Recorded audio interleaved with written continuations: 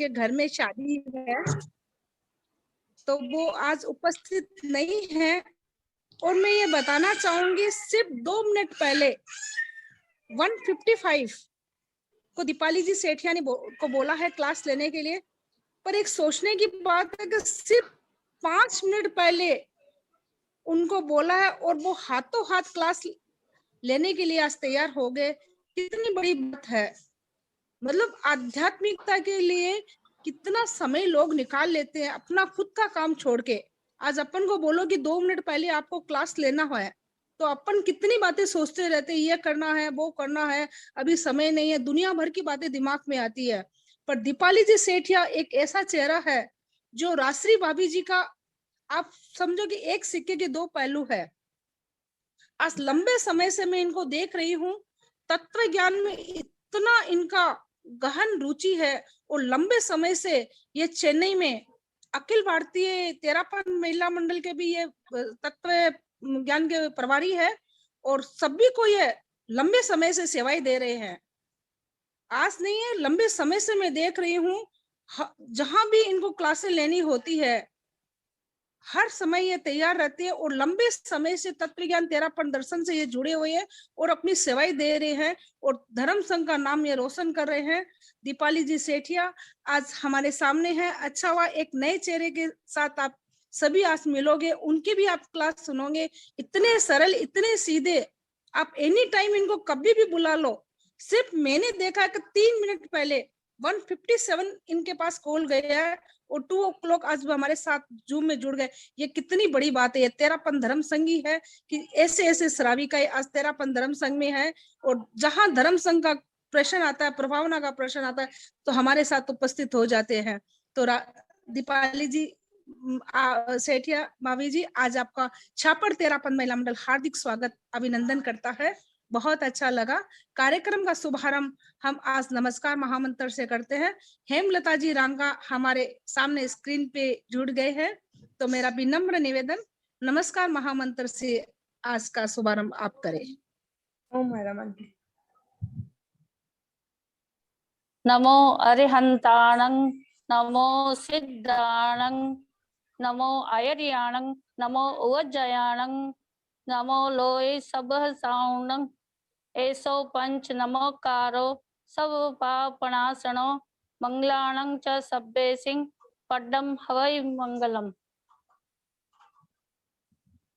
ओम हरम। ओम हरम। ओम हरम। हेमलता जी ओम हरम। तो ओम हमारा हरम। अभी विनम्र निवेदन दीपाली जी से, भाभी जी से आज का क्लास का शुभारंभ के लिए। जय जिनेन्द्र सभी से। जय जिनेन्द्र। शांति जी ने जय जिनेन्द्र आंटी। जय जिनेन्द्र सा। इनकी प्रमोद भावना है कि इन्होंने मेरी काफी तारीफ की है। एक्चुअली ये जो कार्य है निर्जरा का कार्य है, ज्ञान देना। इसमें किसी के भी इंतजार करने का या किसी के कहने का कोई बड़ी बात नहीं है। देव गुरु धर्म की इतनी कृपा होती है कि हम हर कार्य अच्छे से कर सकते हैं। तो राशि जी ने मुझे बताया था कि आपके 13 बोल हो गए हैं, आज 14वां बोल है करके स्टार्ट है करके। तो ठीक है ना, 14वां बोल से स्टार्ट करें। हाँ कीजिए। हाँ आंटी कीजिए। 14 बोल है आज। तो 14वां बोल है 9 तत्व के 115 भेद। 9 तत्वों से आप सभी अच्छे से परिचित होंगे ही, फिर भी एक बार 9 तत्व के बारे में मैं बता देती हूँ कि वे 9 तत्व कौन से हैं।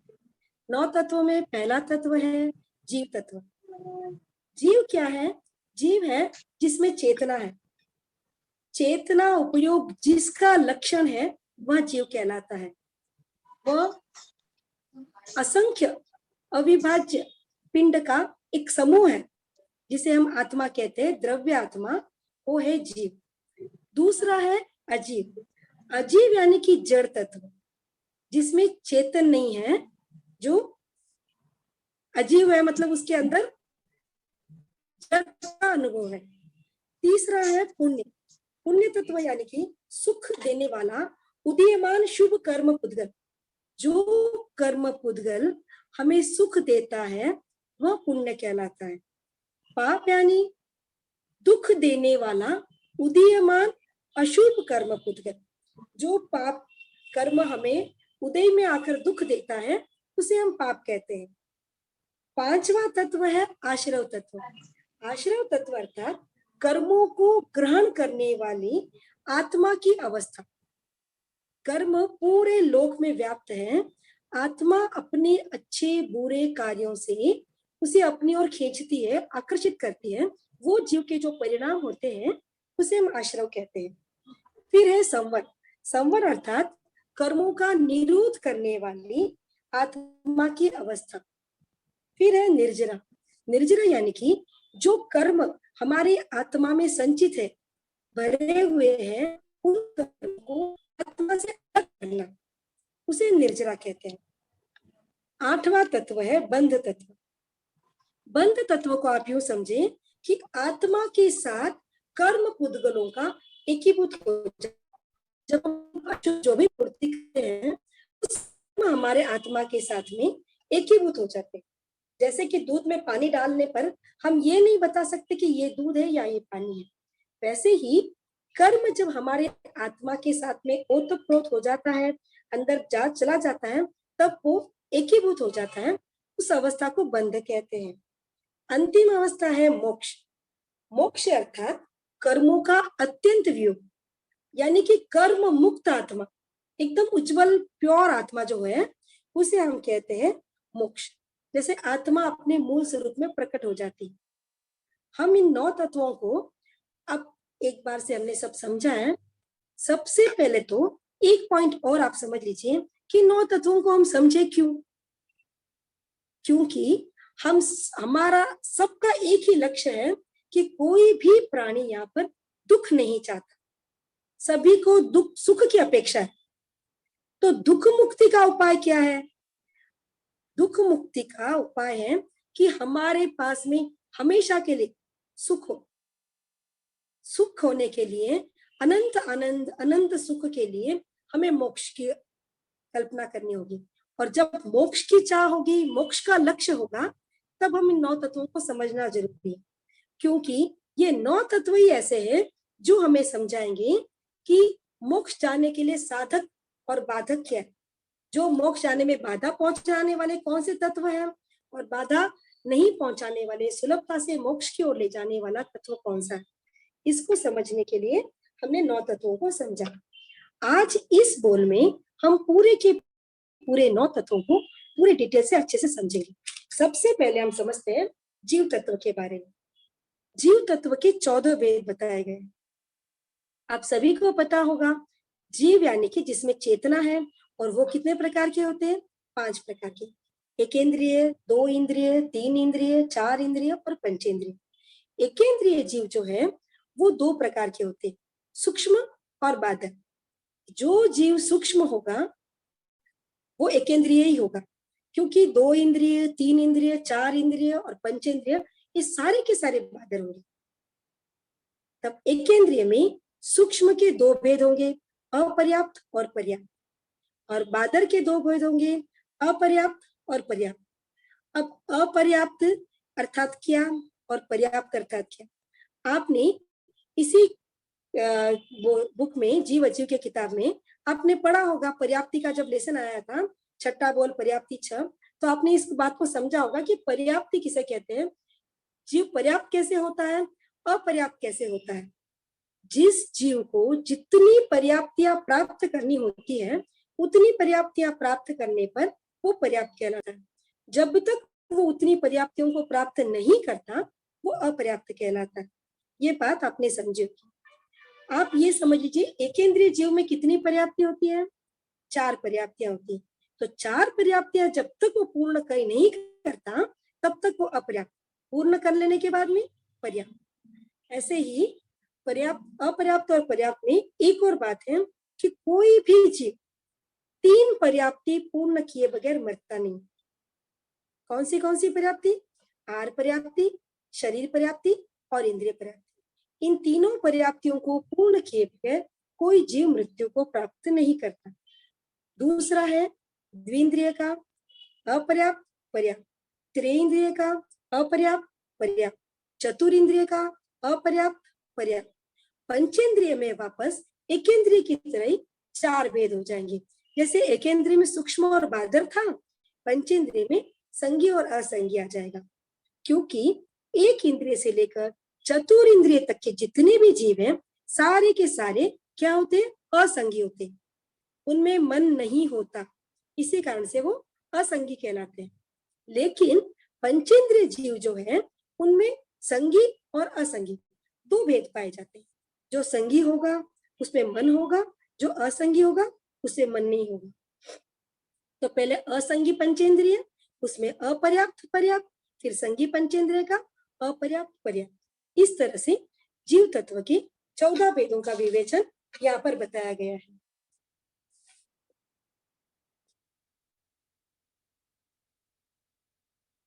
अब अजीव तत्व के बारे में हम समझेंगे। आप सबको पता है अजीव तत्व के कितने भेद हैं? जीव की तरह ही अजीव के भी 14 भेद हैं। अजीव कौन से हैं? आप सबको 9 तत्वों के साथ साथ 6 द्रव्य के बारे में भी जानना अति आवश्यक है। आप कहोगे कि हम 6 द्रव्यों के बारे में क्यों जानें? 6 द्रव्यों को जानने से हम इस पूरे जगत का, इस पूरे लोक के स्वरूप को समझ सकते हैं। लोक के स्वरूप को समझने के लिए हमें 6 द्रव्यों को जानना बहुत जरूरी है। आप सभी को पता होगा, पहला तत्व है धर्मास्थिकाय। धर्मास्थिकाय जो द्रव्य है वो क्या करता है? वो जीव और पुद्गल की गति में सहायता करता है। अधर्मास्थिकाय क्या करता है? जीव और पुद्गल को स्थिर रहने में सहायता करता है। तीसरा तत्व है आकाशास्थिकाय। आकाशास्थिकाय क्या करता है? समस्त पदार्थों को स्थान देता है। फिर चौथा है काल। काल द्रव्य जो है वो क्या करता है?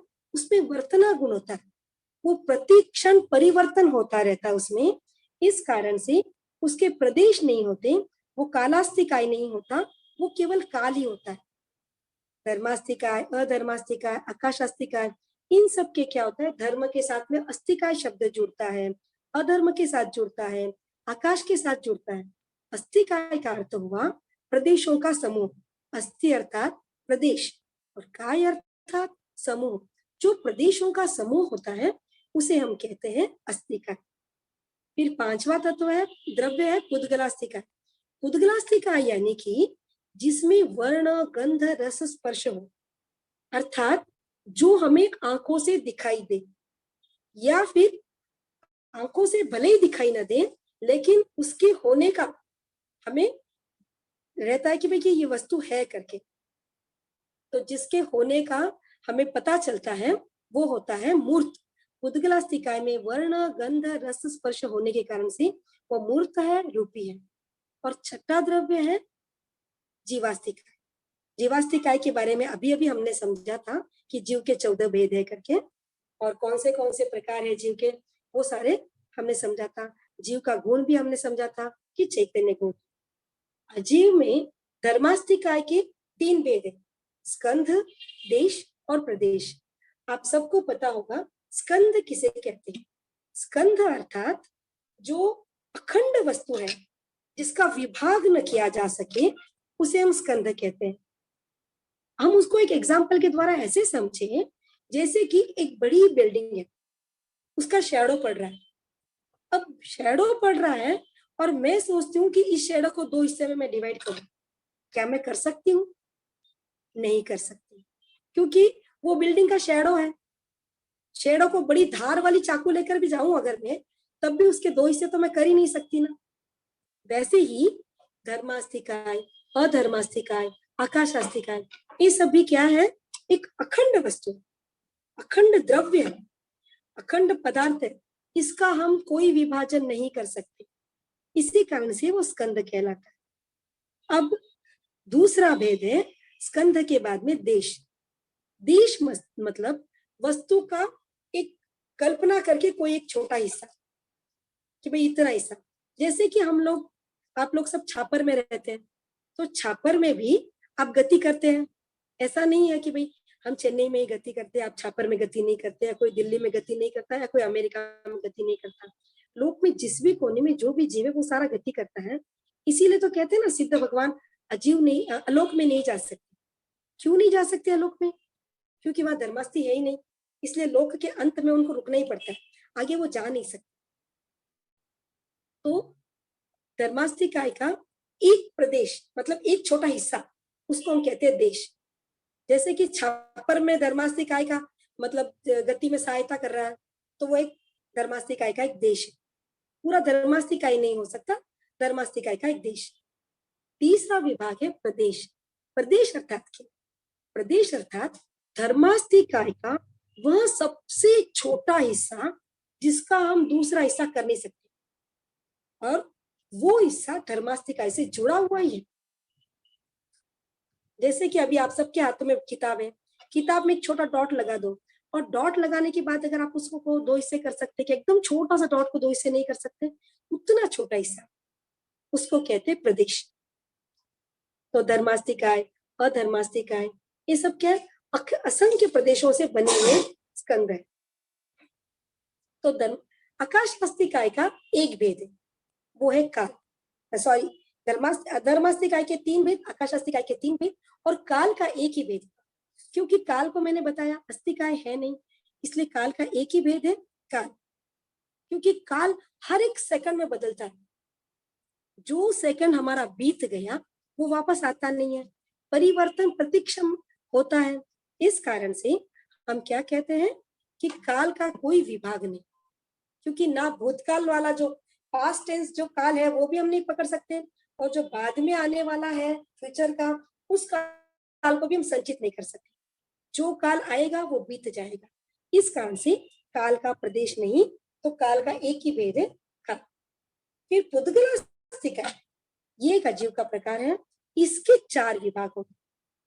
क्योंकि अब तक धर्मास्थिकाय, अधर्मास्थिकाय, आकाशास्थिकाय, ये तीनों जो है अखंड वस्तुएं थी, और पुद्गलास्थिकाय का मैंने आपको बताया कि ये मूर्त होता है। धर्मास्थिकाय, अधर्मास्थिकाय, आकाशास्थिकाय मूर्त नहीं है, वो अमूर्त है, आंखों का विषय नहीं है। हम नहीं देख सकते कि भाई धर्मास्थिकाय है, ये हमारी गति में सहायता कर रहा है, या अधर्मास्थिकाय है, ये हमें रुकने में सहायता कर रहा है।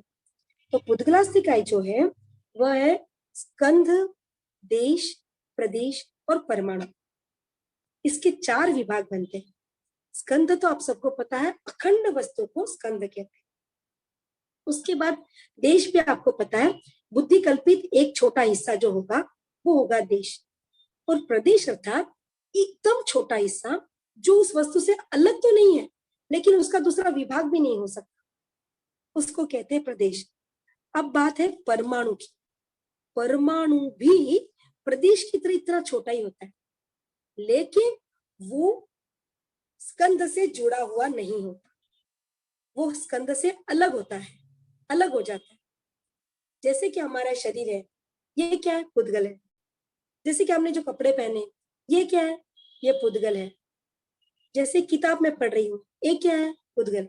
जो भी चीज हम आंखों से देख सकते हैं वो तो पुद्गल है ही है, लेकिन जो हम आंखों से नहीं देख सकती, लेकिन उनमें वर्ण, गंध, रस, स्पर्श होता है, वो क्या है? पुद्गली है। और वो क्या है? रूपी ही है। समझ में आया? अब तक की बात मैंने बताई, सबको समझ में आई। धर्मास्थिकाय जो है जीव और पुद्गल की गति में सहायता करता है। हम इसको एक उदाहरण के द्वारा समझे, जैसे कि मछली। मछली को जैसे ही पानी में डालो वो तैरने लगती। कभी पानी उसको कहता है क्या तू मेरे अंदर आ, मैं तुझे तैराता हूं? नहीं तैराती। क्यों? क्योंकि पानी का कार्य क्या है? उदासीन भाव से उसको सहायता देना। और मछली है, पानी में ही तैर सकती। उसको बाहर निकालकर, पानी से बाहर निकालकर जमीन पर रखो तो वो मर जाएगी। इसी प्रकार से धर्मास्थिकाय क्या करता है? जीव और पुद्गल की गति में सहायता करता है। गति कौन करता है?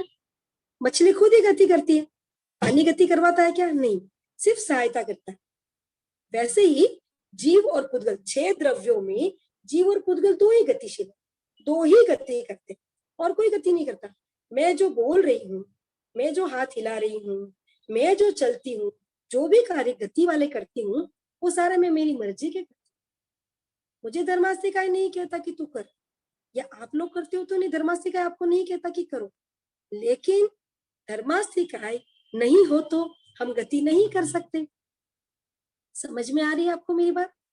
वैसे ही अधर्मास्तिकाय जो है वो रुकने में सहायता करता है। अगर अधर्मास्तिकाय नहीं हो तो मैं नॉन स्टॉप चलती रहूं, नॉन स्टॉप बोलती रहूं, रोकेगा कौन? रोकने वाला कौन है? अधर्मास्तिकाय। उसके बाद में आकाशास्तिकाय न हो तो समस्त पदार्थ जो भी है वो किस पर टिके हुए हैं? आकाश पर टिके हुए। अगर आकाश न हो तो पदार्थ को स्थान कौन देगा? इसलिए उसका गुण भाजन गुण होता है, स्थान देना। अब मैंने बताया कि जो परमाणु होते हैं पुद्गल के, वो पुद्गल से अलग हो जाते हैं। अगर दो परमाणु मिल जाते हैं तब मिलने पर वो क्या बन जाता है? स्कंद बन जाता है। कैसा स्कंद बनता है? द्विप्रदेशी स्कंद। तीन परमाणु अगर मिल जाएंगे तो त्रिप्रदेशी स्कंद, चार परमाणु मिल जाएंगे तो चार प्रदेशी स्कंद। इस प्रकार से जितने परमाणु अगर मिलेंगे उतने प्रदेशी स्कंद बनेंगे, और जितने मतलब संख्यात असंख्यात मिलकर एक स्कंद रूप में बन जाएंगे। परमाणु ही एक ऐसा है, पुद्गल ही एक ऐसा है, उसके दो विभाग है, पुद्गल और परमाणु। स्कंद और परमाणु में चलो, स्कंद और परमाणु।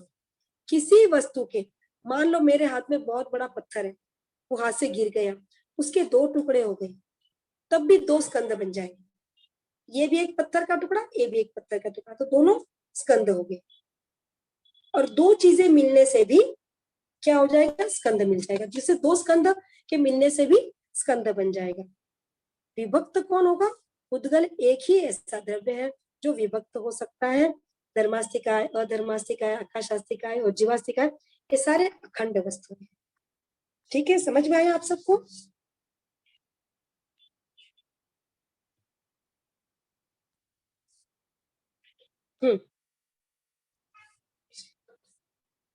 अब हम किताब से थोड़ा सा पढ़ लेते हैं ताकि आपको समझ में आ जाएगा जीव और अजीव के बारे में।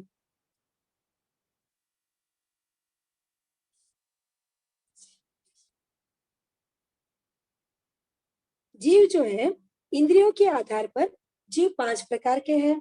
एक इंद्रिय वाले जीव 2 प्रकार के होते हैं। सूक्ष्म, जो आंखों से नहीं दिखने वाले, जिनका शरीर दृष्टिगोचर न हो।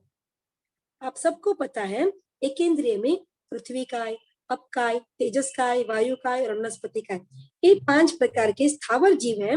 वे सारे के सारे एकेंद्रिय होते हैं, और एकेंद्रिय, सूक्ष्म और बादर 2 प्रकार का होते हैं। बादर यानी जिसका शरीर दृष्टिगोचर हो। एकेंद्रिय के सिवाय कोई भी जीव सूक्ष्म नहीं होते। सूक्ष्म से हमारा अर्थ उन जीवों से है जो समूचे लोक में फैले हुए हैं, और वे जो इतने सूक्ष्म है कि इसी तरह से स्थूल प्रहार से नहीं मारे जा सकते। हम कहते पूरी लोक में खचाखच सूक्ष्म जीव भरे हुए, लेकिन वे जीव कैसे मरते? वे अपनी मौत से ही मरते, हमारे मारने से वो जीव नहीं मरते। अतएव उनके द्वारा कोई भी मनुष्य कायिक हिंसक नहीं बनता।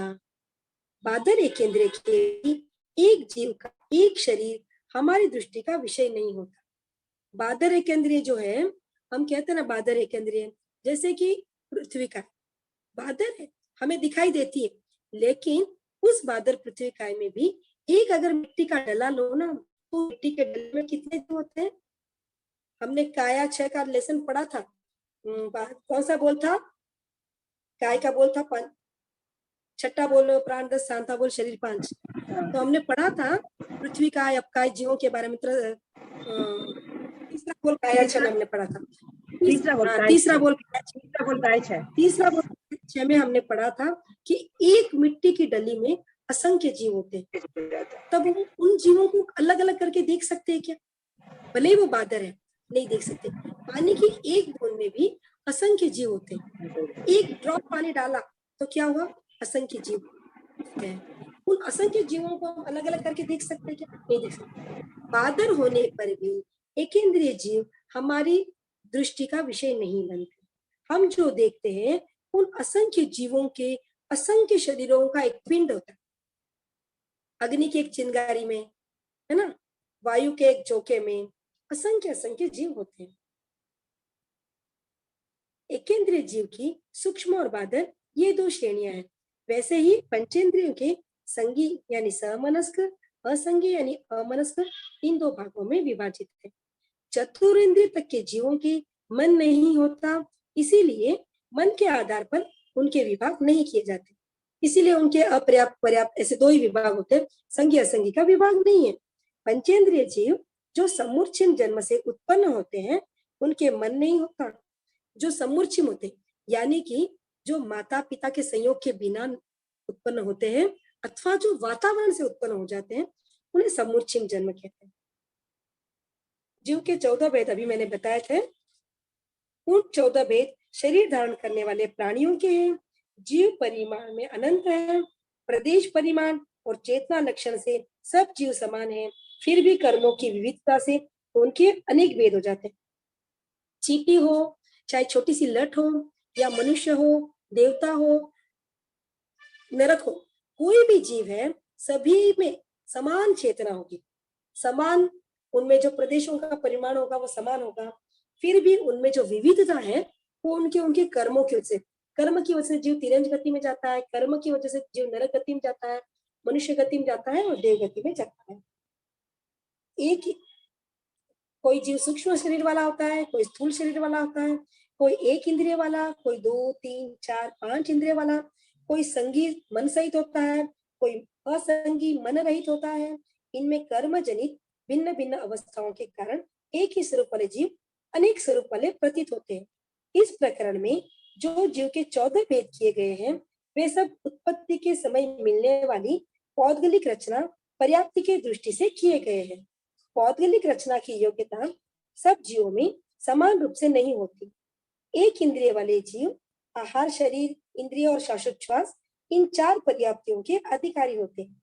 विंद्रिय से असंगी पंचेंद्र तक के जीव मन पर्याप्ति को छोड़कर शेष 5 पर्याप्तियों के अधिकारी होते हैं।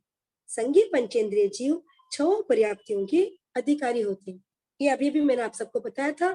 एक इंद्रिय में 4 पर्याप्ति, 2 इंद्रिय से लेकर असंगी तिरंज पंचेंद्रिय में 5 और संगी पंचेंद्रिय में 6। संगी पंचेंद्रिय में सभी आ जाते हैं। जीव जिस जाति के सभी मतलब नरक, तिरंज, मनुष्य, देव, जिस जाति के जीव में जितनी पर्याप्तियां हो सकती हैं उतनी पाए बिना ही जो जीव मर जाते हैं या जब तक उन्हें पूर्ण नहीं कर पाते तब तक उन्हें अपर्याप्त कहते हैं। और जो जय जिनेंद्र भाभी जी, जय एक जिनेंद्र, सेकंड में, हाँ एक सेकंड, सॉरी, ये हमारा 40 मिनट्स का रहेगा ना, तो वापस तुरंत सभी ज्वाइन कर लेंगे। ओके, हाँ ये 40 मिनट्स वाला है ना, तो अभी एक बार शायद बंद हो जाएगा, तो आपसे विनम्र निवेदन आप वापस ज्वाइन कर लीजिए। बाकी सभी मेंबर वही को लिंक पता है। रहेगा, सेम ही लिंक में ही रहेगा, उसमें बस एक बार क्लिक करने से तुरंत वो ज्वाइन हो जाएगा। धन्यवाद, सॉरी फॉर डिस्टर्बेंस। जो जितनी पर्याप्ति आप प्राप्त कर लेते हैं वो पर्याप्त है, और जब तक पर्याप्ति उनको चाहिए वो प्राप्त नहीं करेंगे वो अपर्याप्त। और पहली 3 पर्याप्तियों को पूर्ण किए बिना कोई भी जीव नहीं मर सकता। उनकी पूर्ति के बाद भी एक इंद्रिय वाले जीव श्वासोच्छ्वास पर्याप्ति को जब तक पूर्ण नहीं कर लेते तब तक वे अपर्याप्त, जब पूर्ण कर लेते हैं वो पर्याप्त कहलाते हैं। द्विंद्रिय से लेकर असंगी पंचेंद्र तक के जीव भाषा पर्याप्ति को जब तक पूर्ण नहीं करते तब तक वे अपर्याप्त होते हैं। जो पूर्ण कर लेते हैं वो पर्याप्त कहलाते हैं। संगी पंचेंद्रिय जीव मन पर्याप्ति को जब तक पूर्ण नहीं करते तब तक वे अपर्याप्त होते हैं, और जो पूर्ण कर लेते हैं वो पर्याप्त। जो मैंने अभी भी आपको बताया वही यहाँ पर दिया हुआ है। अजीव के भेदों में 14 प्रकार के भेद यहाँ पर बता दिए हैं कि कौन से धर्मास्तिकाय के सबके मिलाकर 14 भेद। यहाँ पर स्कंद, जिसके खंड न हो सर्वथा अविभाज्य हो उसे स्कंद कहा जाता है। कोई अलग अलग अवयव इकट्ठे होकर जो अवयवी अर्थात एक समूह बन जाता है उसे भी स्कंद कहा जाता है। परंतु यहाँ पहली परिभाषा इष्ट है।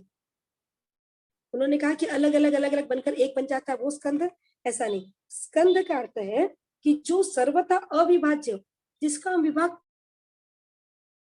कर ही नहीं सकते, उसे हम कहते हैं स्कंद।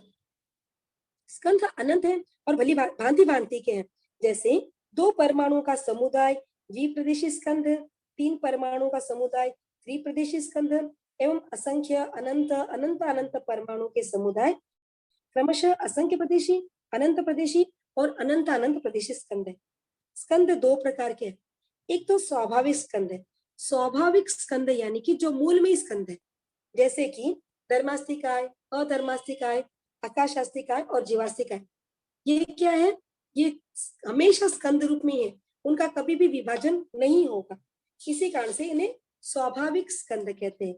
और वैभाविक, वैभाविक यानी कि जो एक बार अलग होकर वापस स्कंद बन सकता है, इसे इन्हें वैभाविक स्कंद कहते हैं। पुद्गलों के स्कंद वैभाविक हैं, वे समुदित होते हैं और बिखर जाते हैं। दूसरा है देश। देश यानी स्कंद का बुद्धि कल्पित अंश जो होगा, मतलब हमने कहा कि यहाँ पर धर्मास्तिकाय है, यहाँ पर आकाशास्तिकाय, जो भी बुद्धि कल्पित हिस्सा जो भी है वो क्या है? देश।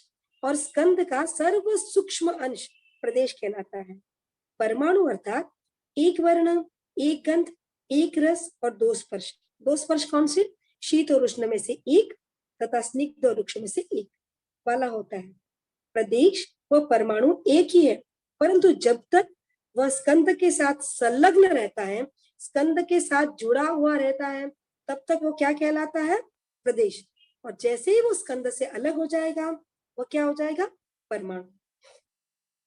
यहाँ पर धर्मास्तिकाय, अधर्मास्तिकाय, आकाशास्तिकाय, काल, पुद्गलास्तिकाय की पूरी व्याख्या दी हुई है, जो मैंने आपको अभी भी समझाई थी।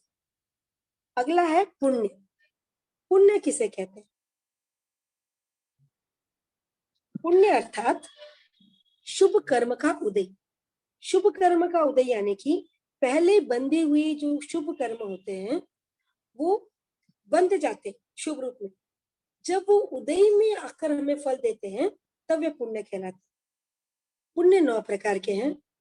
अन्न पुण्य, पान पुण्य, स्थान पुण्य, शय्या पुण्य, वस्त्र पुण्य, मन पुण्य, वचन पुण्य, काय पुण्य और नमस्कार पुण्य। एक्चुअली ये पुण्य तत्व के नहीं, लेकिन पुण्य के कारण है। ये सारे कारण भी उपादान नहीं, निमित्त कारण है कि इनकी वजह से हमारे शुभ योग हो और उससे हमारा पुण्य का बंधन होता है।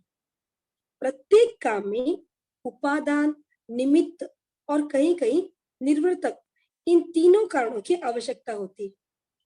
अब यहाँ पर यह समझाया गया है कि उपादान कारण क्या है, निमित्त कारण क्या है और निर्वर्तक कारण क्या है। जैसे कि घड़े का उपादान कारण है मिट्टी और निमित्त कारण है चक्रसूत्र, यानी कि जिस पर हम घड़ा बनाते हैं, और प्रमुख सामग्री और निर्वर्तक कारण है कुम्हार।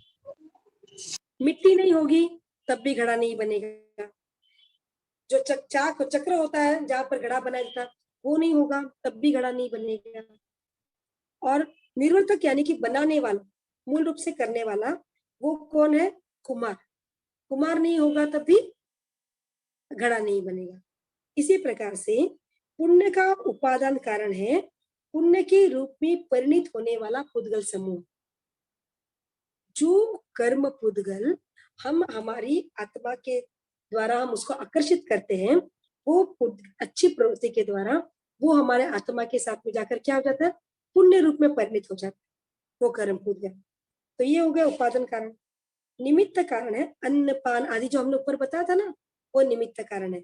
जैसे कि संयमी आत्मा आए, हम उनको अन्न का दान दे, पान का दान दे, पान यानी पानी का दान देने से हमारी जो बंधन होता है पुण्य का, वो हो गया निमित्त कारण आदि पदार्थ। और निर्वर्तक उत्पादक कारण है शुभ योग की प्रवृत्ति। जो प्रवृत्ति हम लोग करते हैं वो प्रवृत्ति निर्वर्तक कारण है। और शुभ नाम कर्म का उदय, जब तक हमारा शुभ नाम कर्म का उदय नहीं होगा, हमारे पुण्य का निर्वर्तक कारण नहीं होगा। अन्न पुण्य का निमित्त कारण है, पानी पुण्य का निमित्त कारण है। वैसे ही स्थान, शय्या, पाठ, बाजोट, वस्त्र आदि सभी पुण्य के निमित्त कारण है। पुण्य के 9 वेदों को लक्ष्य करके ऐसा अनुमान किया जाता है कि मुनि को अन्न पान आदि की आवश्यकता, सोना चांदी की नहीं। यहाँ पर अन्न पुण्य, पान पुण्य, स्थान पुण्य इतने क्यों बताया? सोना पुण्य, चांदी पुण्य ऐसा तो नहीं बताया गया है। अच्छा अच्छा, हाँ, अब आ रही है। आ रही है ना? ओके। हाँ अब आ रही है। हाँ, तो पर ये हाँ, बीच समझे, में कहीं। हाँ अब आ रही है ना आवाज? जय जिनेंद्र सभी को। हाँ हाँ दीपाली आंटी आ रही है आपकी आवाज। ओके। हाँ आ रही तो है। अन्न पान ये सारे जो ना साधु को संयमी आत्मा को दिए जाने वाले दान।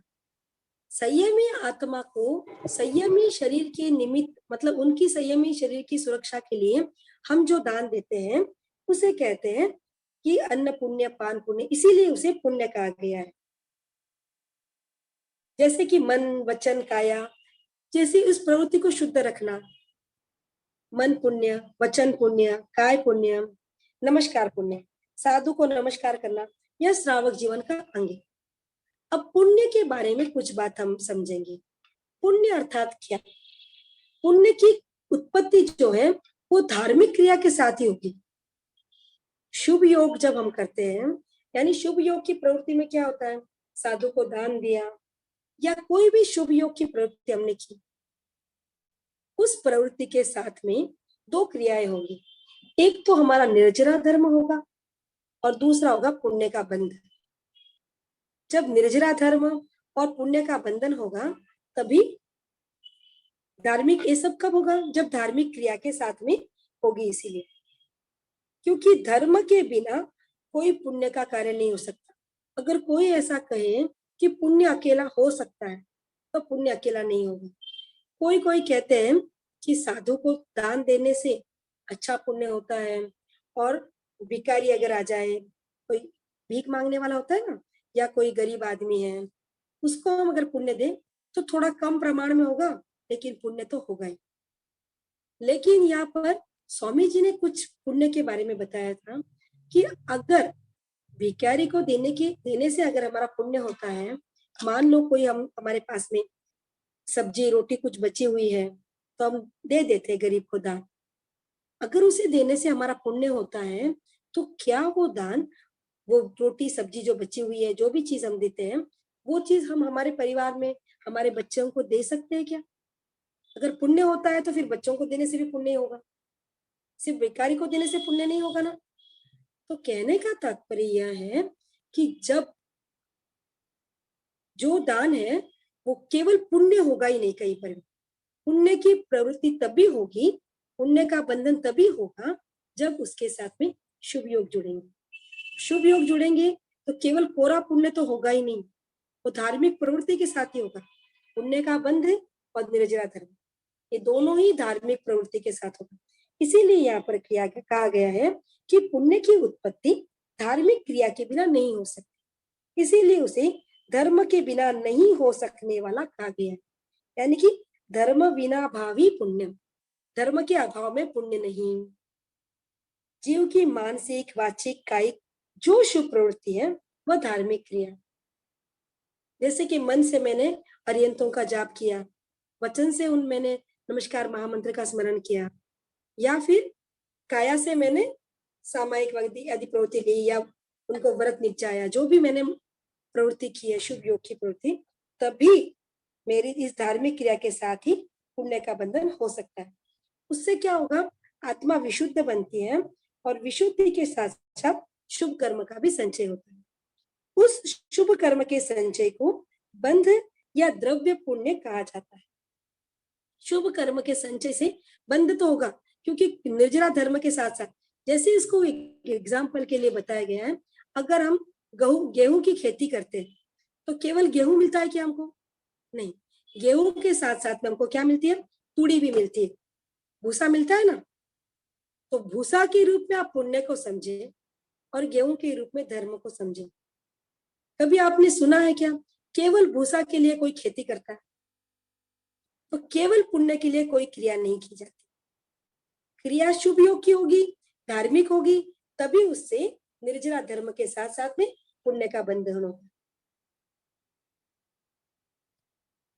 उस शुभ कर्म के संचय को बंध या द्रव्य पुण्य कहा जाता है। जब हम शुभ प्रवृत्ति करते हैं उससे हमारा जो शुभ कार्य से पुण्य का बंधन होता है, शुभ संचय होता है, वो पुण्य के रूप में इकट्ठा हो जाता है।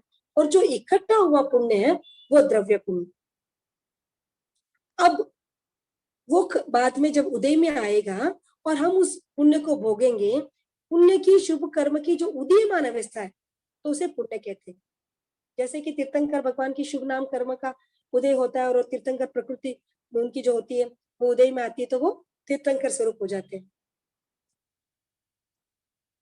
शुभ संचित पूर्व संचित शुभ कर्म जब उदय में आते हैं, शुभ फल देते हैं, तब उनको पुण्य कहा जाता है। जब तक वो उदय में नहीं आएंगे वो द्रव्य पुण्य रह जाए और उदय में आने के बाद में उसको क्या कहते हैं? पुण्य कहते हैं। साधारणतया क्रिया को अर्थात शुभ योग की प्रवृत्ति को पुण्य कह देते हैं कि वे पुण्य किया, ये पुण्य नहीं होता, किंतु वास्तव में वह क्रिया पुण्य का कारण नहीं, पुण्य नहीं। पुण्य तो क्रियाजनित फल है, किसी भी क्रिया का अगर फल है तो वो पुण्य है, क्रिया पुण्य नहीं है। फल भी मुख्य नहीं किंतु प्रासंगिक है। मुख्य तो क्या होगा? निर्जरा धर्म, ये तो प्रासंगिक है। मुख्य फल तो निर्जरा है, यानी कि आत्मा की उज्ज्वलता। निर्जरा अर्थात मैंने बताया आत्मा की जो पूर्व संचित कर्म है वो आत्मा से अलग कर देना निर्जरा है। हम शुभ प्रवृत्ति करेंगे उससे आत्मा के अंदर हमारे जो कर्म बंधन भरे हुए हैं उनको हम आत्मा से अलग करेंगे। जैसे ही वो अलग हो जाएंगे क्या हो जाएगा? हमारी आत्मा उज्जवल हो जाएगी। उज्जवल होना ही निर्जरा है। और खेती का मुख्य फल धान होता है। जब भी हम खेती करते हैं क्या करते हैं? धान के लिए खेती करते हैं। जैसे गेहूं के लिए करो, ज्वारी के लिए करो, बाजरी के लिए करो, तो मुख्य फल होता है धान, पलाल नहीं। भूसे के लिए कोई खेती नहीं करता। शुभ योग की प्रवृत्ति आत्मा की उज्जवलता के लिए करनी चाहिए, पुण्य के लिए नहीं। अब यहाँ पर प्रश्न है, एक ही शुभ योग की प्रवृत्ति से निर्जरा और शुभ योग का संचय, ये दो काम कैसे हो सकेंगे? एक मुख्य फल के साथ साथ अनुषंगिक फल अनेक होते ही हैं। धान के लिए की गई खेती में धान के साथ साथ अनेक प्रकार की दूसरी वस्तुओं की प्राप्ति होती है। जब हम खेती करते हैं गेहूं के साथ में भूसा भी होता है, दूसरी अलग अलग तरह की वो वस्तुएं भी होती है तो वो मिल जाती है। वैसे यहाँ पर दोनों चीजों को साथ में कैसे बताया है? मुनि को जो अन्न देने की प्रवृत्ति है वह शुभ का योग है और वह पुण्य का कारण। तो भी कारण को कार्य में उपचार करके उस अन्न देने की क्रिया को ही पुण्य कहा जाता है, कह दिया जाता है। धर्म और पुण्य में क्या अंतर है? दूसरा प्रश्न है, साधारण भाषा में धर्म और पुण्य इन दोनों शब्दों का अर्थ एक ही किया जाता है, किंतु तात्विक दृष्टि से धर्म और पुण्य में आकाश पाताल का अंतर है। कई बार कह दिया जाता है कि धर्म और पुण्य में क्या अंतर है? धर्म और पुण्य दोनों एक ही है, लेकिन यहाँ पर अंतर क्या है वो बताया गया है। मिथ्यात्व, अव्रत, प्रमाद, कषाय और योग, आश्रम का निरोध करना संवर धर्म, मन, वचन और काया की शुभ प्रवृत्ति करना निर्जरा धर्म है। जिस समय शुभ योग की प्रवृत्ति होती है उस समय आत्मा के साथ जिन शुभ पुद्गलों का संबंध होता है वह द्रव्य पुण्य या सत्कर्म का बंध कहलाता है। जिस समय वे संबंधित कर्म उदय में आकर आत्मा को फल देते हैं उस शुभ कर्म को उदीयमान अवस्था को पुण्य कहते हैं। आप सबको क्लियर है? इस चीज समझ में आई? मैंने अभी भी आपको बताया था, जब तक वो आत्मा के साथ कर्म बंध संचित रहते हैं, बंधे हुए पड़े रहते हैं, वो द्रव्य पुण्य। जब वो कर्म उदय में आते हैं और हमें पुण्य का फल देते हैं, पुण्य का भोग करवाते हैं, तब वो पुण्य कहलाते हैं। धर्म आत्मा का उज्जवल परिणाम है और पुण्य पौद्गलिक है, भौतिक सुख का कारण है। यहाँ तक मैंने अभी तक आपको समझाया। आपको किसी को भी कोई डाउट है, कोई क्वेश्चन है तो आप पूछिए, नहीं तो फिर मैं आगे बढ़ती। अच्छा, समझ में आ रहा है। समझ में आ रहा है? ठीक है। हाँ सर। अधर्म और पाप में क्या अंतर है? अधर्म किसे कहते हैं, पाप किसे कहते हैं? अभी तक हम समझ रहे थे कि धर्म के साथ ही पुण्य का बंधन होता है। अब यहाँ पर बताया धर्म और पुण्य में अंतर पूछने के बाद में अधर्म और पाप का अंतर है। मिथ्यात्व आदि चार आश्रव और अशुभ योग में जो आत्म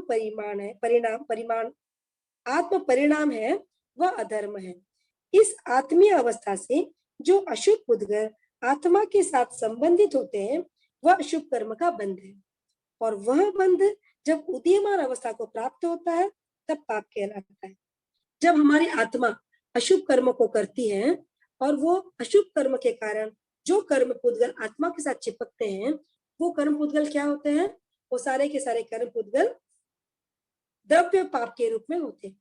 और जब वो पाप उदय में आकर अपना फल देता है, कहते हैं ना भाई कौन से पाप अपने उदय में आए करके, जब उदय में आकर अपना फल देता है तब उसे पाप कहते हैं।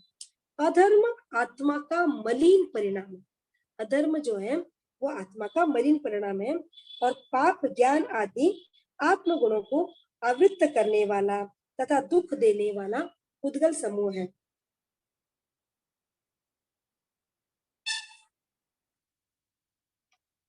पुण्य की उत्पत्ति स्वतंत्र है या नहीं? धर्म के बिना पुण्य का बंधन होता है नहीं। यहाँ पर बताया गया है कि आत्मा की जितनी क्रिया होती है वो दो प्रकार की। हम अशुभ क्रिया करते हैं या शुभ क्रिया करते हैं। अशुभ से पाप कर्म का बंधन होता है और शुभ क्रिया से दो कार्य होते हैं। कौन से दो कार्य होता है? एक मुख्य, दूसरा गौण। मुख्य कार्य क्या होगा? आत्मा की उज्ज्वलता होगी। आत्मा की उज्ज्वलता होगी तो निर्जरा है। और दूसरा गौण है, वो है पुण्य। शुभ योग की प्रवृत्ति से मुख्यतया कर्म निर्जरा होती है और उसके प्रासंगिक फल के रूप में पुण्य बंध होता है। वह पुण्य बंध का स्वरूप है। अब इस विषय में ध्यान देने की बात यह है कि अशुभ प्रवृत्ति से तो पुण्य का बंध होता ही नहीं है ना। अशुभ प्रवृत्ति करेंगे, गलत कार्य करेंगे, बुरे काम करेंगे तो पुण्य का तो बंध होगा ही नहीं। जहां कहीं शुभ प्रवृत्ति होगी वहां निर्जरा अवश्य होगी। निर्जरा से आत्मा उज्जवल होती है, अथवा धर्म है। इसके सिवाय कोई भी ऐसा स्थान नहीं रह जाता जहां धर्म के साहचर्य के बिना पुण्य का बंध होता हो। यह भी निश्चित है कि शुभ या अशुभ प्रवृत्ति के बिना कोई भी काम नहीं हो सकता। कोई भी कार्य करेंगे तो शुभ तो भी प्रवृत्ति होगी या अशुभ तो भी प्रवृत्ति होगी। जैसी हमारी प्रवृत्ति होगी वैसे ही कर्म पुद्गल हमारे आत्मा के साथ चिपकेंगे और उसी रूप में वो परिणित हो जाएगा, शुभ या शुभ रूप में। अतः धर्म के बिना पुण्य नहीं। यह बात सैद्धांतिक एवं तार्किक उभय दृष्टि से संगत है। सिद्धांत के द्वारा समझो या तर्क के द्वारा समझो, यह बात यहाँ पर सही रूप से मिलती है। कई लोगों की ऐसी मान्यता है कि मिथ्यात्वी धर्म नहीं कर सकता परंतु पुण्य बांधता है। आत्मा का वह परिणाम धर्म ही है जो आत्मा को उज्जवल बनाता है। कोई भी कार्य, अच्छा कार्य करेगा तो आत्मा उज्जवल होगी ही होगी, केवल पुण्य होगा ही नहीं। मिथ्यात्वी शुभ क्रिया करते हैं, उससे कर्म अलग होंगे और कर्म अलग होने से आत्मा उज्जवल हो जाएगी और आत्मा उज्जवल होना उसकी शुभ क्रिया, ये धर्म है ना। यदि मिथ्यात्वी के आत्मा की उज्जवलता न मानी जाए तो फिर आत्मा उज्जवल हुए बिना मिथ्यात्व को छोड़कर सम्यक्त्व कैसे बनेगा। यहाँ पर एक बात बताई गई है कि अगर सम्यक्त्व धर्म कर सकता है, मिथ्यात्व धर्म नहीं कर सकता, तब ये बात मान्य नहीं होगी। क्यों नहीं होगी? अगर हम ऐसा मानेंगे तो मिथ्यात्व तो कभी धर्म कर ही नहीं सकता। अगर धर्म ही नहीं कर सकता तब उसके क्षयक्षम होगा कैसे? क्षयक्षम ही नहीं होगा तो वो सम्यक्ति बनेगा कैसे? सम्यक्ति नहीं बनेगा तब गुण स्थानों में चारित्र की प्राप्ति कैसे करेगा? चारित्र की प्राप्ति नहीं तो मुक्ति नहीं। इसीलिए मिथ्यात्व को भी सम्यक्त्व की तरह ही धर्म करने का अधिकार है। धर्म करते करते वो सम्यक्त्व को, चारित्र को और मुक्ति को प्राप्त कर सकता है, ऐसा भगवान ने कहा है। अभी तक हमने 9 तत्वों में 3 तत्व समझे, जीव तत्व, अजीव तत्व और पुण्य तत्व। तीनों तत्वों को आपने ये समझा, जीव तत्व जो है वो इसमें उपयोग है, चेतना है, सुख दुख की प्रवृत्ति होती है, ये है जीव तत्व का।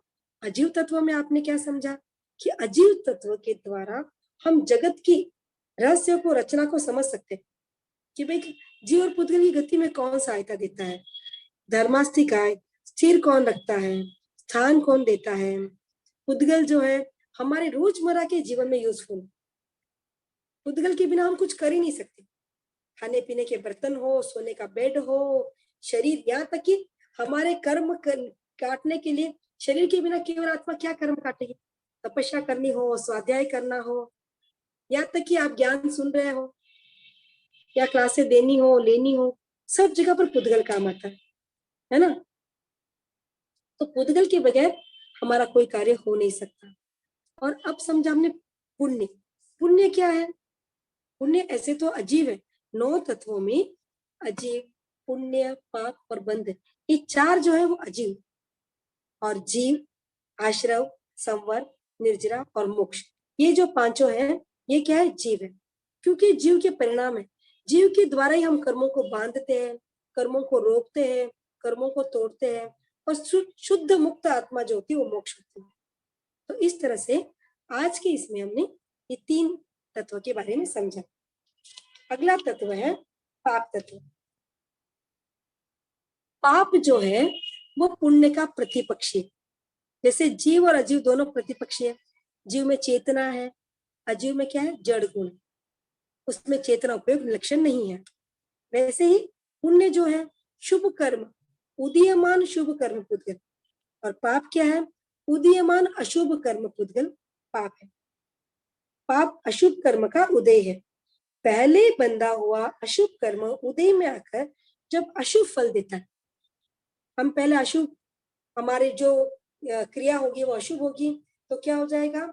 हम अशुभ कर्म पुद्गलों को ग्रहण करेंगे, वो अशुभ बन जाएंगे।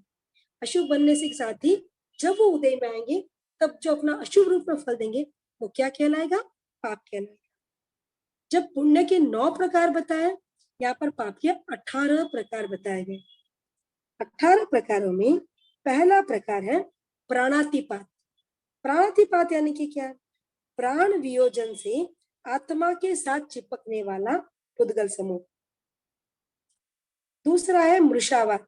मृषावात पाप क्या है? झूठ बोलने से आत्मा के साथ चिपकने वाला पुद्गल समूह। कभी भी हम जो कर्म करते हैं, छोटा मोटा पुद्गल हमारे नहीं चिपकता, या परमाणु प्रदेश ऐसे नहीं चिपकते। चिपकेंगे तो कैसे चिपकेंगे? अनंत अनंत प्रदेशी पुद्गल समूह ही हमारे चिपकते हैं, और अनंत अनंत प्रदेशी होने के कारण से हम उनको क्या कहेंगे? समूह कहेंगे। तीसरा है अदत्ता दान पाप, यानी कि चोरी करने से हमारी आत्मा के साथ चिपकने वाला पुद्गल समूह। मैथुन पाप, अब्रह्मचर्य सेवन से आत्मा के साथ चिपकने वाला पुद्गल समूह। परिग्रह पाप, परिग्रह रखने से जितना भी हमारे पास परिग्रह है। अब परिग्रह पाप में भी आप ये समझ लीजिए कि भरत चक्रवर्ती जी के पास में तो कितनी संपदा थी, तो उनको परिग्रह रखने से पाप बंध जो होता है वो कैसे हुआ? परिग्रह क्या है? आसक्ति। जितनी, एक मेरे पास बड़ी छोटी चीज ही क्यों ना, उस चीज के प्रति मेरा जितना मोह, जितनी मेरी आसक्ति होगी, उसे मूल का परिग्रह के रूप में कहा गया है। बहुत सारी धन संपदा होना और उस थोड़ी धन संपदा में ही मेरी आसक्ति रहनी, ये क्या है? परिग्रह का मूल कारण। परिग्रह किसे कहते हैं? आसक्ति को कहते हैं। क्रोध पाप, क्रोध करने से आत्मा के साथ चिपकने वाला पुद्गल समूह। मान यानी कि मान करने से आत्मा के साथ चिपकने वाला पुद्गल समूह। माया यानी कि हम माया करते हैं ना कि मैं, मेरे जैसा कोई नहीं, नहीं, माया यानी कपट, माया यानी छल कपट करना। मान यानी ईगो, माया यानी छल कपट करने से आत्मा के साथ चिपकने वाला पुद्गल समूह। लोभ यानी कि लोभ करने से आत्मा के साथ चिपकने वाला पुद्गल समूह। राग यानी कि किसी के प्रति मोहात्मक, रागात्मक अवस्था होती है कि भाई कि मेरा मेरा मेरा, राग करने से आत्मा के साथ चिपकने वाला पुद्गल समूह। द्वेष पाप यानी द्वेष करने से आत्मा के साथ चिपकने वाला पुद्गल समूह। कलह पाप यानी कि कलह करने से आत्मा के साथ चिपकने वाला पुद्गल समूह। अभ्याख्यान पाप यानी कि मिथ्या आरोप लगाने से आत्मा के साथ चिपकने वाला पुद्गल समूह। मिथ्या आरोप यानी कि किसी के ऊपर झूठा आरोप लगा देना, वो वैसा है ही नहीं, लेकिन बोल देना मैंने तो उसको देखा था, वो वैसा है, ऐसा है, जैसे उसके खिलाफ गलत बात बता देना। अभ्याख्यान पाप। पैशून्य पाप यानी कि चुगली करना। चुगली करना यानी कि छिपे छिपे, पीठ पीछे किसी के ऊपर गलत आरोप लगा दिया, किसी की गलत बात बता दी, उसको कहते चुगली करना। पर परिवाद पाप, पर परिवाद पाप यानी निंदा करना, बुराई करना, मतलब जिसमें जो है ही नहीं वो उभार कर बताना। 16वां है रति अरति पाप। रति यानी कि असंयम में रुचि और संयम में अरुचि। असंयम यानी कि जितने भी असंयमय कार्य हैं कि थोड़ी देर सो जाऊं, टीवी देख लूं, बाहर घूमने चले जाऊं, उसमें सिर्फ रुचि रहना। और संयम यानी सामायिक करनी है, तपस्या करनी है, स्वाध्याय करनी है, उसमें अरुचि। ये जो है वह रति अरति पाप। माया मृषा पाप यानी कि माया सहित झूठ बोलना। माया मृषा पाप में क्या होता है कि माया भी की, उसको ठगा भी, कैसे? झूठ बोल के, इस तरह से ठगना। जैसे कभी कभी कोई भाषा बदल कर, भाई मैं तो यहाँ का हूं ही नहीं, मैं कहीं और देश से आया हुआ हूँ, या फिर भाषा बदल कर या वेश बदल कर, अपनी पहचान छुपा कर किसी को ठगना, इसे कहते हैं माया मृषा पाप। इस प्रकार से यहाँ पर 18 पाप तो बताए गए हैं, लेकिन ये जो 18 पाप है ना, और भी कई पाप हो सकते हैं। जैसे कि अभी माया मृषा पाप, जैसे कि माया पाप एक है ही है और मृषा पाप एक है, दोनों को जोड़कर एक पाप बता दिया है। वैसे ही माया मृषा करके हम दो पाप को जोड़कर और कितने ही पाप बना सकते हैं। मिथ्या दर्शन शल्य। मिथ्या दर्शन शल्य यानी कि विपरीत श्रद्धा रूपी शल्य, यानी कि ऐसी व्यथा होती है। शल्य अगर हमारे भीतर अगर चला जाए, शल्य यानी कांटा, तो वो जब तक अंदर फंसा रहता है हमारा घाव ठीक नहीं होता। ऊपर ऊपर से ठीक कर लेने पर भी घाव ठीक होगा क्या? नहीं होगा। जब वो घाव होता है तब तक क्या होता है, हमें दर्द पीड़ा रहेगी, कांटा निकलेगा। ये मिथ्या रूपी जो कांटा है, मिथ्यात्व का जो कांटा है, वो निकलने से ही हमारी आत्मा सम्यक्त्व को प्राप्त कर सकती है। ये वेद पाप तत्व के नहीं, किंतु जिन कारणों से पाप कर्म बंधता है उन कारणों के अनुसार विद्यमान अवस्था की अपेक्षा से आपको 18 भागों में विभक्त किया। मतलब इन कारणों से हम गलत कार्य करते हैं, इसीलिए इन्हें पाप की संज्ञा दी गई। उस पुद्गल समूह का आत्मा के साथ संबंध होने का हेतु प्राण वियोजन है। प्राणाति पाप कहते हैं ना, कि प्राणों का वियोग करना, किसी को जान से मार डालना, या फिर उसके अवयवों को कट, हाथ तोड़ दिया, पैर तोड़ दिया, इस प्रकार का जो कार्य करते हैं वो प्राणाति पाप के अंतर्गत आता है। जिस कर्म के उदय से जीव हिंसा करता है, असत्य बोलता है, उसी प्रकार अपने पाप करता है, उस कर्म को प्राणाति पाप स्थान, मुषावत पाप स्थान आदि 18 प्रकार के पाप कहे गए। अभी तक हमने 4 तत्वों के बारे में समझा है, तो आगे के अगली क्लास में होगा 4 तत्वों के बारे में। आप सबको अच्छे से, आशा करती हूँ सबको समझ में आया होगा। और इन 4 तत्वों को समझने के बाद में हम ये एक निश्चय करेंगे कि हम हमारी आत्मा को अशुभ प्रवृत्ति से, पापकारी प्रवृत्ति से जितना हो सके बचाने का प्रयास करें।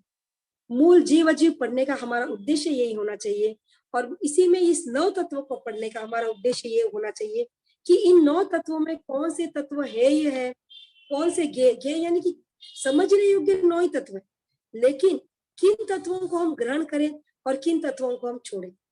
उपादेय यानी कि किन तत्वों को ले, संवर तत्व, निर्जरा तत्व, जिन तत्वों को हमको लेना है और किन तत्वों को हमें छोड़ना है, इसको हम अच्छे से समझे और हमारी आत्मा को उद्वारोहण की ओर ले जाए, कर्मों से बचे और शीघ्रातिशीघ्र हम हमारे मंजिल को प्राप्त करें, मोक्ष को प्राप्त करें।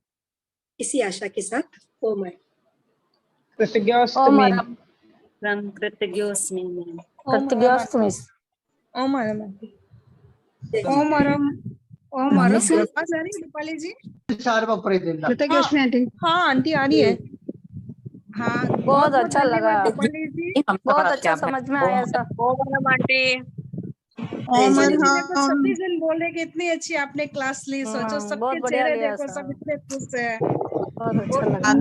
सबसे बड़ी बात तो 2 मिनट पहले इनको बोला, सबसे बड़ी बात ये है। नहीं है, कोई खास बात नहीं है। निर्जरा का हेतु है ज्ञान में सभी जानते हैं निर्जरा का सबसे बड़ा माध्यम होता है तत्व ज्ञान का, चर्चा परिचर्चा और आपने तो जीव अजीव के बारे में, नौ तत्व के बारे में इतनी बारीकी से जानकारी दी, मतलब लगता नहीं कि किसी को ऐसी इतना बारीकी से समझ में नहीं आया रहेगा। और आंटी, पुण्य पाप सभी आंटी, अपने शुभ कर्म अशुभ कर्म पूरा अच्छे से और समझा हम है। आंटी प्रेमा जी बहुत का एक अच्छा क्वेश्चन बताया। है। आंटी प्रेमा जी का रेस हैंड है, एक क्वेश्चन है, उनका क्वेश्चन से देख ले लीजिए। हाँ, एक क्वेश्चन है उनका। हाँ प्रेमा जी बोलिए, रखिए आपकी जिज्ञासा। मम्मी से मैं प्रेमा बैंगलोर हूँ, बैंगलोर से प्रेमा बोल रही हूँ। हाँ हाँ, जय जिनेंद्र। जय जिनेंद्र।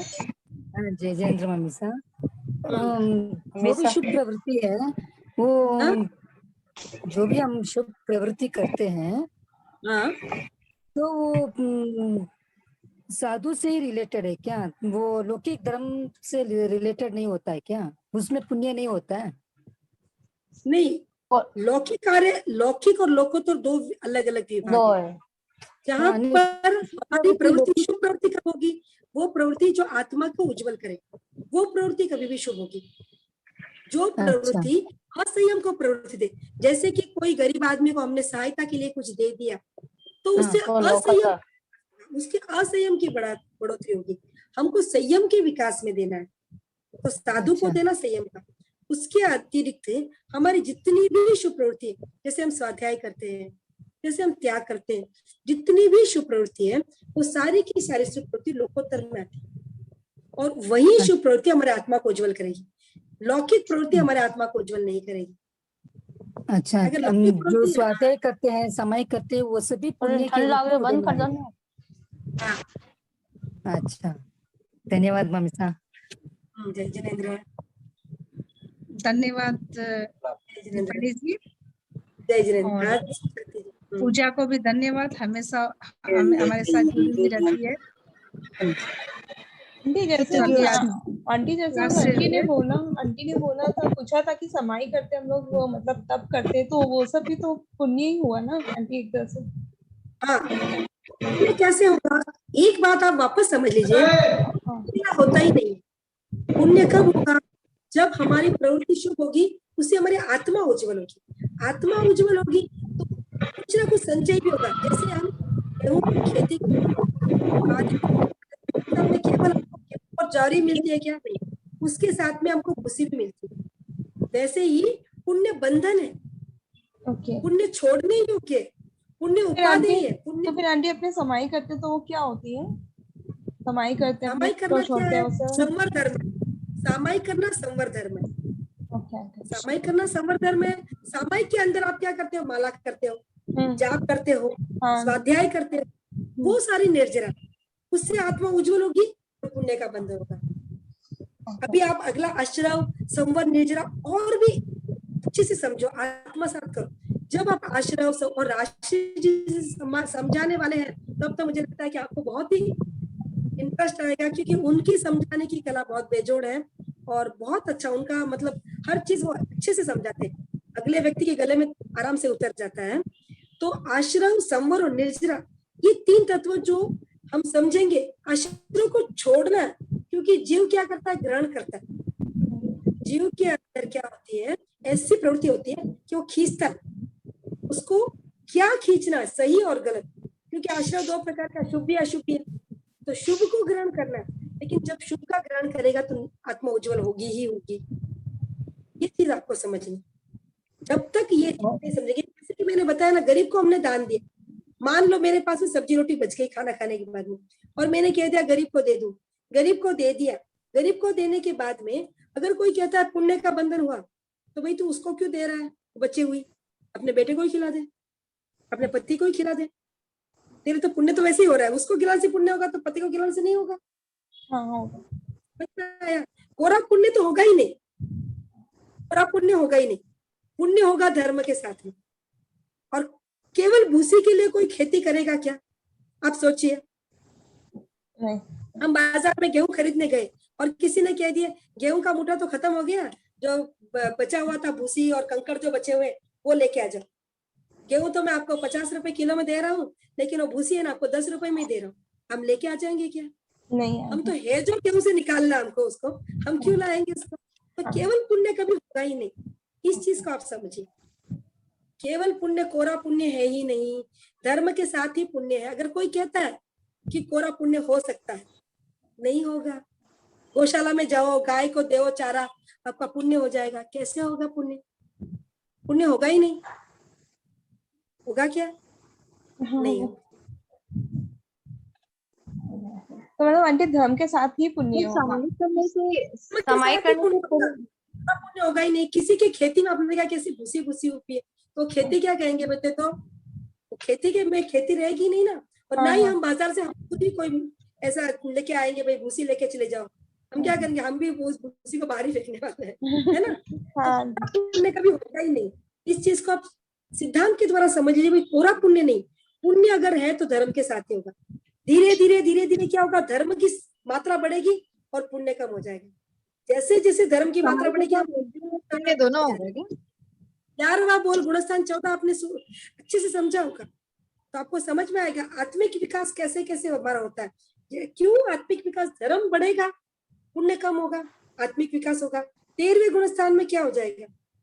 धर्म की मात्रा बहुत, इर्यापतिक क्रिया होगी हमारी, केवल पुण्य कम हो जाएगा और धर्म ज्यादा हो जाएगा। इस प्रकार से 14वें गुणस्थान में क्या होगा?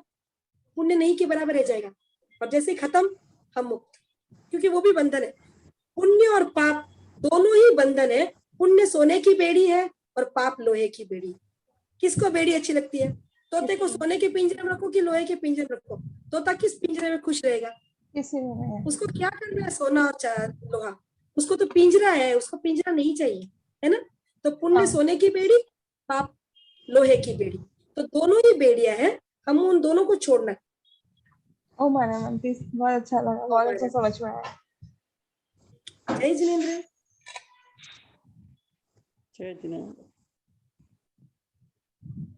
आंटी अभी आप अनम्यूट कीजिए अपने आप को। आंटी अपने आप को अनम्यूट कीजिए। आवाज आ रही है ना मेरी? हाँ हाँ अब आ रही है। आंटी 5 बहुत मिनट बहुत बचे, आप धन्यवाद देख दीपाली लीजिए। जी। 3:15 हो गए, टाइम भी आज अपनी क्लास का हो चुका है। किसी को भी कोई भी डाउट हो तो हमारा 25 बोल के दोनों ग्रुप चल रहे हैं, आप वॉइस मैसेज छोड़ दीजिए, और जरूर जब भी ये लोग फ्री रहेंगे आपको हर जिज्ञासा का समाधान करेंगे, क्योंकि इनको तो कर्म निर्जरा का सबसे बड़ा ये माध्यम लगता है, तत्व ज्ञान चर्चा परिचर्चा जो भी है। तो किसी को भी कोई डाउट हो तो अपनी जिज्ञासा समाधान यदि चाहते हो तो आप प्लीज मैसेज उसमें भेज सकते हो, और नेक्स्ट क्लास में भी वापस आप मिल सकते हो। धन्यवाद। ओम हर। और हम लोग का धन्यवाद। YouTube चैनल भी है, आप उसमें भी पूरा रिकॉर्डिंग है, आप उसमें से भी सुन सकते हो। लिंक भी व्हाट्सएप ग्रुप में होगा। अगर आप लोग को व्हाट्सएप ग्रुप, आंटी एक आंटी का फोन आया था कि व्हाट्सएप ग्रुप में लिंक में ऐड नहीं हो पा रही है, दोनों ग्रुप फुल हो गया, तो उनको भेज देंगे। हाँ मैंने भेज दिया पर्सनली। अटेंड नहीं कर रहे हैं, फिर भी वो ग्रुप में रहते हैं। पर अगर हमने आप बार बार रिक्वेस्ट भी कर दिया है कि जो मेंबर इंटरेस्टेड नहीं है, यदि किसी कारण से वो अभी थोड़ी बिजी है, हो सकता है उनको वक्त नहीं मिल रहा, तो वो बाद में जुड़ सकते हैं।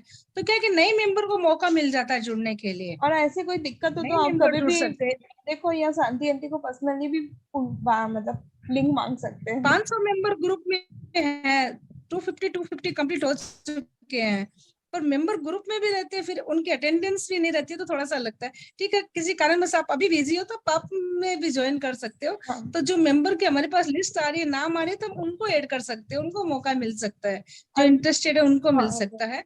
तो थोड़ा सा सभी ध्यान दीजिए इसका। और YouTube लिंक और मैं आप लोग को हर सेंड कर कार्यशाला दूंगी। की रिकॉर्डिंग हम YouTube में है, तो हाँ आप पूजा बोलो। कोई भी YouTube लिंक हम लोग शेयर कर देते हैं। अगर आप लोगों को अगर कोई भी दिक्कत हो तो आप पूरे रिकॉर्डिंग क्लास है YouTube से भी सुन सकते हैं। हाँ, thank you Pooja, thank you madam. हर क्लास की रिकॉर्डिंग हमेशा भेजते ही हैं ग्रुप में, जो बाद में भी सुनना चाहते हैं, कारण बस बिजी है। तो आज जैसे दीपाली जी ने क्लास ली थी, तो वो यूट्यूब चैनल में भी आ जाएगा और अपने ग्रुप में भी आ जाएगा, तो सभी फ्री होकर भी वापस सुन सकते हैं। Thank you so much, thank you again. Om हरम सभी के लिए। ओम हरम।